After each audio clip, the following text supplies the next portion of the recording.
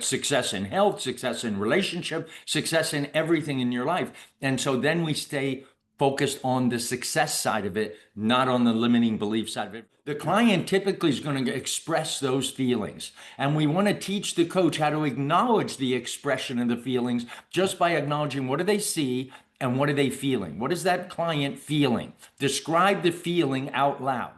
I'll take the man and say, now go in the woman's role as if you were her. We want them to be empathetic with each other as well, but we also want them to be gender intelligent. Slow down languaging. That's another thing that shows confidence is when you're not talking 100 miles an hour. So you have to acknowledge that first. We always go into solve mode, especially when you do that as a job. You do it as a career. So you're trying to solve the problem. No, we want to stay in it. We want to show that empathy. And that's where the human connection really happens. Welcome back to the Mars Venus Coaching Podcast, where we explore what it really takes to build a thriving coaching practice. Now, before we dive in, a quick thank you to everyone who's already subscribed and supports the show. We truly appreciate it. If you're new here, or if you've been listening for a while and you've been getting value from this, please do us a favor. Click that subscribe button just down here below and show us that you care. We certainly do. It really helps us grow this community of coaches, and it keeps you updated with any new episode that comes out. In the last episode, we talked about the 4 traits that are really important that set a good coach apart from a great coach. Yeah. And today we're taking it even further, because understanding those traits is one thing, but learning how to develop them, that's where true mastery begins. Before we jump in, Rich, thank you very much for joining us again today. Rich, can you give us a quick overview of the 4 traits, just to get everybody who's watching this up to speed? Sure. The first trait, and this is the one that we work on in our classes, is emotional intelligence. Yes, we are known for our gender intelligence, but emotional intelligence and deep empathy is important for a coach. The client really does have to feel heard and understood, that you're actually listening and that you feel what he feels. You get it. And so that's the number 1 trait, is that emotional intelligence and deep empathy. The second one we talked about, and I just mentioned it, is the gender intelligence. That's what sets us apart, how men and women's brain are wired differently, how the hormones are different, and how we actually coach them very differently based on those differences, because those differences change attitude and behavior. The third characteristic we talked about last week was authentic confidence, that leadership that you have to have. And we actually train our coaches how to be really authentically confident.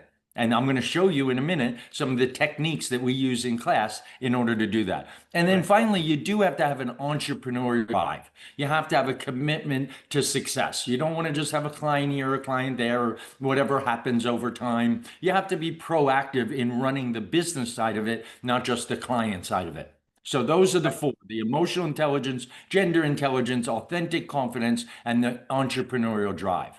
Beautiful, beautiful. Okay, now let's roll up our proverbial sleeves and explore a few simple and practical exercises that help train these traits. Yeah. So let's start with the first one, emotional intelligence. Now, as far as I understand, this is more than just about being aware of emotions. It's about staying centered when your client's emotions rise, and then being able to read what's really going on beneath the words. Is this about right, Rich? Yes, but we also want to teach our coaches to have what we call an emotional mirror, so that the client actually sees their emotion reflecting back on them. And I'll give you an example. What we do in classes is we take 2 of our coaches, and we have the others watching, and one coach is the client and one coach is the coach. And the client then expresses any kind of stress or frustration that they have in their life. Just 2-3 minutes, and they go through what's going on that stresses them out or frustrates them. And now the coach has to acknowledge that without giving advice. So they literally have to say, oh, I understand how you felt unappreciated when that happened, or I understand how that would make you frustrated. So it's not about the coaching yet. It's about the acknowledgement of the feeling itself. This is an exercise that we do, and we go around from coach to coach to coach, being client to client to client, and get them to first acknowledge those emotions that that client is expressing. And it's Mhm. not as easy as you think. For some reason, we are in our brain, we're wired to go to solve it, fix it. What can we do to, change that emotion rather than drilling into it and being that mirror? So that's Yeah. an exercise we actually do in class. And then we switch roles. And how do you, because I guess that's where the interesting exercise is for like someone at home. Like what is it, the exercise that you would give me to stop reacting and start listening? I would get them to write these two words down. What do you see and feel? Hmm. Right? So when you feel an emotion, what do you see and what do you feel? John Gray even talks about, and he wrote a great book called What You Feel You Can Heal.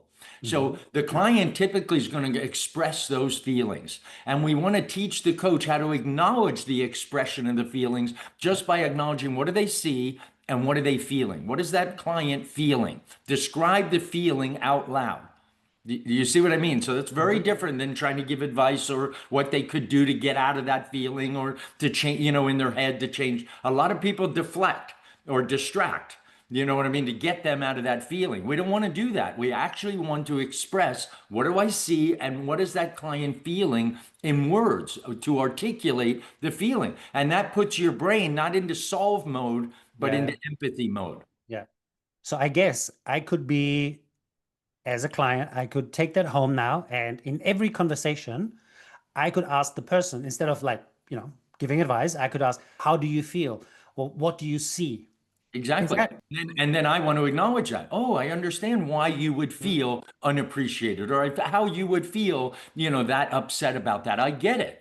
So you have to acknowledge that first. We always go into solve mode, especially when you do that as a job. You do it as a career. So you're yeah. trying to solve the problem. No, we want to stay in it. We want to show that empathy. And Hmm. that's where the human connection really happens. It Wow. is such a critical part, and it Yeah. can be taught, takes a little bit of time to start focusing on what do they see and what do they feel. And it Yes. makes sense, right? It makes sense. They feel heard. You connect Mm, with them. You find out more. You go deeper. Beautiful. exactly. Let's move on to the second trait, gender intelligence. Yeah. That's the one that sets Mars coaches apart, right? And truly, this is something that not only do we teach all the different parts of the brain and but what we actually get them to do as an exercise in class Uh-huh. is take the other role. If you're a man coach, we want you to take the woman's role. So step into Right. that. If you're a woman, step into the man. It's so interesting to me. I was watching a TED talk yesterday with Uh-huh. John. And it's a really good one. And he was talking about when I do my weekend retreats, I separate all the men and the women in two rooms. And I have a big flip chart. And I say, now I want you to write all your complaints on the flip chart. All the men are together and Yeah. commiserating together, going, oh, I don't like the complaining and the nagging and the this and the that. And then he goes over to the women and they got pages and pages and pages on the flip chart, literally pages and pages all about the man. And Yeah. the man has five things, just five little things. I don't like her telling me how to drive. I don't like the complaining. I don't like this. I don't like just four or five things. They've Okay. got paragraphs, but theirs, by the way, is just no sex. That's the longest one. Two words is no sex. But it's so interesting when they see each other. So we Hmm. get them, and then we take the men into the women's room and the women into the men's room and And see that's all they're worried wow. about, those five things. That's all. And the men are like, you're kidding me. Pages and pages and pages of paragraphs of their biggest complaints around men. I do this many times, even when I do couples coaching. I'll take the man and say, now go in the woman's role as if you were her. We want Hmm. them to be empathetic with each other as well, but we also want them to be gender intelligent. How would that make a woman feel as opposed to a man feel? Put them in the other person's shoes. Mm. And to me, this is gender intelligence from the inside, not just learning how the brain is wired differently, but you're actually doing an exercise where I have to be the woman and how would she feel? How would she think? And putting myself in that role. So I guess I could do that with my partner at home. Yep. Uh, Be the woman or you be the man. well, whatever the viewers' partners are, you just switch roles then, Which roles? right? Go into their shoes and let them go into the other shoes. I'm telling you, you can even get them to argue about something. And if Mm. they're arguing about money or time or this or whatever they're arguing about, take that topic and reverse roles. Put her in his role and him in hers. I can imagine that being quite interesting, quite maybe even quite fun. Do people start laughing or No, they take it no, very seriously. take it very No. serious? Oh, okay, But okay. then I can teach them a little bit about now. Let me tell you why he does that. He wants to go to his cave. He wants to increase his testosterone. I start using the gender intelligent terms to teach them why he does what he What's does. Not happening? just that he does it. You reversed roles, great. Now you know what he does. Let me tell you why. And we start going into some of those, the Mars Venus phrases, the Mars Venus languaging, the Mars Venus understanding how men's brain is wired a certain way. And that's why they do that. Hmm. They don't just do that to do it. They do it because they're wired that way. Okay, and if we have one particular exercise that, say, a coach could do to get more, to become more gender intelligent, is there an exercise, or would you say read this book or watch this video? What No, could I they do? get them. I want them to get in the opposite gender's role. What would a woman do in that role? So he's actually got to think about what would a woman do if I'm a man, what would a woman do in that role? And then we explain why they would do that. That's the actual exercise is Right. role reversal. But do you need the partner there, or can you do this by yourself as well? You could do it by yourself if you're looking in the mirror and go, okay, now how would she respond to that? What would a Mhm. woman do in that case? Why would a woman do that based on all the information that you learn about gender intelligence? Okay. Do you want to talk about entrepreneurial drive first, or about The authentic authentic confidence? confidence is a very good one because to me, Confidence? this Mhm. is really important because as I said last week when we talked about it, body language is everything. Yeah. And I think, and I did say 78% of communication is nonverbal.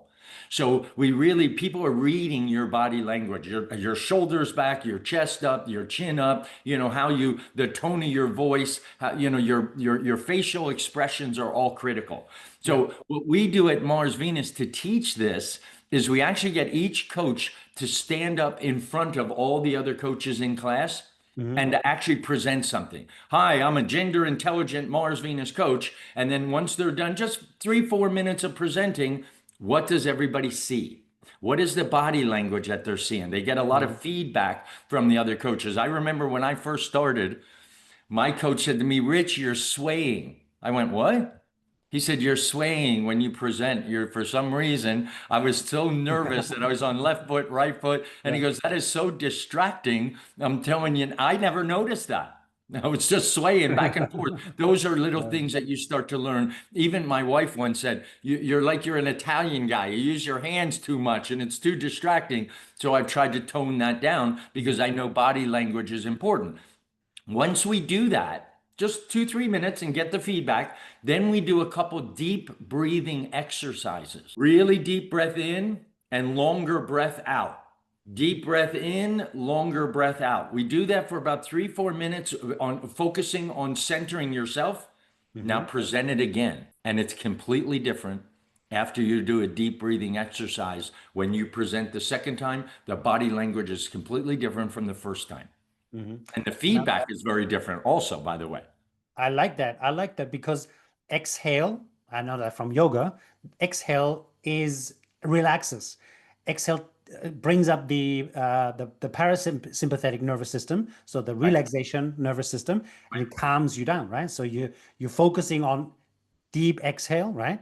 Calming you down, and Exhale then you start faster than again. what you took in. So if I breathe in 6, 7 seconds, I want to exhale 8 or 9 Yeah, seconds. yeah, yeah, yeah, yeah. And I keep doing that because you're right. It relaxes my body. Now I'm going to present again exactly what I did before with a completely different body language. So we're literally building the confidence and the leadership at the same time. And Hmm. this is a very important exercise to teach you how to have that because that's what they're reading, by the way, as a potential client or as a client. Does this Definitely. guy have the confidence to really help me? Does this woman have the confidence to help me? What about voice? Do you have any tips for voice control? And I guess the breath definitely helps, but do you have other exercises Well, to? we get them to slow down languaging. That's another thing that shows confidence is when you're not talking 100 miles an hour, Right. especially an organization like ours, where I would say more than 50% of English is not their first language. Hmm. So we have a coach in Italy that I laugh every time he talks because it's such a heavy Italian accent and he talks so fast. and he's using his hands that it's right out of a movie. I'm not kidding you, out of an Italian movie. And so we get them slow down your languaging, breathe in between. And once they do that, the confidence level changes Mm. because you're not trying to remember what you have to say. You're just talking in a normal pace, slowing down, and really getting people to understand you, what you're saying. Okay, let's talk about number 4, Yeah. entrepreneurial drive. You called it grit, right? And what's the feminine version of grit? Determination? Persistent. We want them to be persistent. But here on the entrepreneurial side of it, we want them to see a business model. And this is really important as we have them at the end of the training and we support them in doing this, is putting together a 1-year actual business impact, a vision of where you want your business in 1 year. And so in doing that, you're actually seeing it step by step by step. What is it really going to look like? Who are you going to serve? Who's your target market? How are you going to market to them? So we take everything we teach in the course and implement it into what we call an impact vision. So they actually have a vision of where their business is going to be a year from now. Then we attach that to the whys, right, to create the desire. And then as the coaches coach the new coach, they're working on that model every single week with that coach. So that creates that commitment to growth. That creates that entrepreneurial drive to build the business that they see it. Most people that take a coaching course, at the end of the course, they go, okay, great. I learned how to coach. Now what do I do? Yeah. They don't know where to start. They don't know what to do. Ours is a step-by-step process, and we want them to see it a whole year out, not just a 90-day plan like we do with our clients, but a 1-year vision of their business. Yeah, I guess you gotta have a goal or a direction that you're moving into in order to You get have to moving. share it publicly. You have to Now, share it with the other coaches in the class. and share it. Okay. Out loud. They're Yeah. saying it to the universe. They're saying it to themselves. They're saying it to fellow coaches. But what's one exercise, like maybe a mindset exercise that someone can do, when they do get stuck? Because people do get stuck, right? They're motivated on the outset. It's a great question, Helmut, but that's why we coach them every single week to keep them on track to that actual plan that they put together, that they shared. We even, when they put the plan together, what could get in your way? What might be some of the limiting beliefs? You want to get those off the table now because what we want to focus on, what does success look like to you? And I don't just mean in your business. Yes, we want that also, but success in health, success in relationship, success in everything in your life. And so then we stay focused on the success side of it, not on the limiting belief side of it. If it comes up, we're going to remove it. We are the only school in the world that teaches how to remove limiting beliefs, how to remove emotional blocks. And we only do that when they come up because I can keep you focused on the success. This is the plan for the week, baby step. Not the, we're going to write out the plan for the year, but every week we're just taking a baby step toward that, right? 1/52nd of the way there. There's 52 weeks in a year, and all we're going to focus on is this week. Don't worry about last week. Don't worry about next week. Let's focus on this week, which is 1/52nd step on the way there. Okay. But that makes me rely on a coach. What can I do in bed by myself, in front of the mirror, in the toilet, whatever? Write what success looks like to you. That's an exercise you have to do alone. And I recommend you doing it alone to really look at what does success look like to me, written out, not thought through. That's another big difference is using your hand kinesthetically, writing out what success looks like to you. Maybe even wake up every morning and read that, what you wrote. And then remind yourself of it, because that's another big issue is just remembering. You do it for a week or two and you forget. That's why coaching works. That's why affirmations work. That's why reading it again. What does success look like to me? What does success look like to me? What does success look like to me? And you continue to write it and say it out loud. Those are the exercises you can do alone. I do them all the time for myself, for health and finance and relationship, because I don't want to forget to do it. Being a good dad, being a good husband. What does that look like to me? Not what does it think like? What in my head? What does it look like on paper is a very different exercise. Very, very good. Visualizing, seeing it in front of you, right? Yeah. Oh, and writing it, not just visualize and see it. That's in your head, seeing it in front of you because you write it down. in front of you and saying the words out loud. Yeah. Yeah. over and over and over again every single day. I guess it's not like, it's a process. It's an ongoing process. That's It's not something you're done with and then you kind of never. relax for the rest of your life. And that's what I mean, not just entrepreneurial, drive, but having that continued growth. That's part of that entrepreneurial drive. This is a journey for the rest of your life. Yeah. You're either going to, be part of it, participate in it, or it just happens. Nothing successful happens by accident. Right. And I've been doing affirmation, I'm telling you, for what, since 2003, when I first started coaching. So 22 years. Amazing. I expect to continue doing them. Well, thank you very much, Rich, for your wisdom. That was really fantastic. I love those 4 exercises. They're simple, they're profound, and really they are the training ground for becoming a great coach or a great person, just in general, right? Even if you're not a coach, do those exercises, and I think you'll have more success, more fulfillment in life. In Do you agree? anything. Okay, and to make it easier for But you, here's the key. Here's the key. Some of them are so simple that people go, no, I don't need to do that. I remember KISS, keep it simple, stupid. yeah, And the capital simple S. stuff works really well. True, true. So do And I it. think to make it easier, what we're going to do is we're going to put together a PDF, a document of those 4 exercises, and we'll make it downloadable. We'll put it into the descriptions below so that our viewers can, Beautiful. download it and apply it. So, and if you've got value from this episode, please hit that subscribe button right here below, click it, and share this video with anybody else who you think could benefit from that.